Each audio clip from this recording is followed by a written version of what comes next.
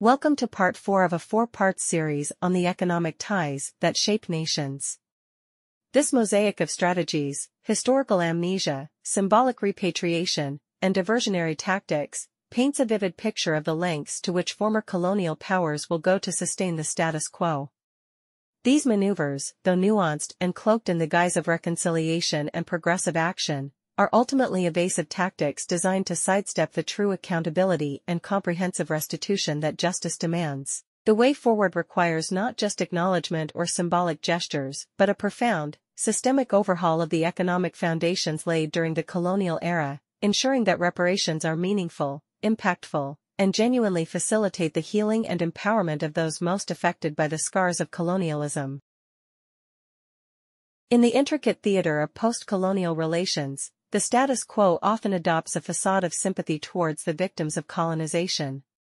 Expressions of remorse and solidarity, such as "F life," "sorry," or "kill us," are vocalized, creating an illusion of empathy and understanding.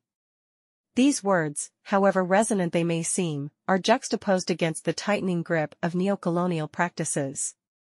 They serve as a stark reminder that while the language of reconciliation and regret is easily spoken, the real work of dismantling the enduring structures of colonialism requires more than words. It demands a profound and tangible shift in policies, economic relations, and power dynamics.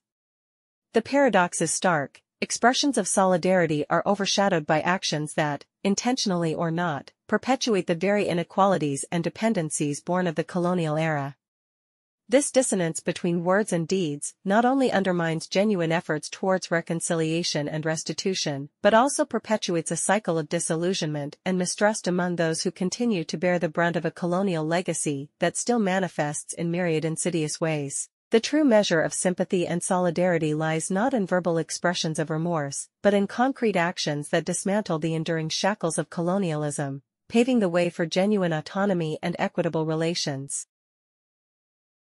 And yet, as we stand in 2024, the dawning of this new era seems to be perpetually on the horizon, just out of reach. The eco, once heralded as a symbol of change, remains a concept, not a currency in circulation. This inertia speaks volumes. It's indicative of the deep-rooted challenges in reshaping economic ties that are interwoven with a nation's history, identity, and its place in the global economic order. For the countries of the CFA Franc zone, this is a moment of reflection and perhaps recalibration.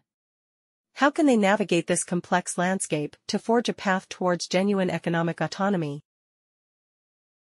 The dialogue surrounding the CFA Franc, the ECO, and the future of monetary policy in West Africa is more than a technical economic debate. It's a conversation about self-determination, about the right of nations to define their own economic destiny. In this conversation, the voices of the people are paramount.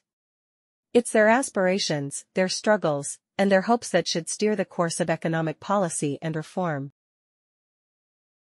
As we observe the unfolding of these events, it's crucial to maintain a critical perspective. To question, to analyze, and to understand the myriad forces at play in this intricate dance of economics and power. The story of the CFA Franc and the ECO is still being written. The chapters ahead will tell whether the winds of change will finally reshape the economic landscape of West Africa, or whether the legacy of the past will continue to cast a long shadow over the future. Thank you for joining us on this final part of the journey through the complex narrative of the CFA Franc, its ties to France, and the quest for monetary sovereignty in West Africa. Stay tuned for more deep dives into the stories that shape our world.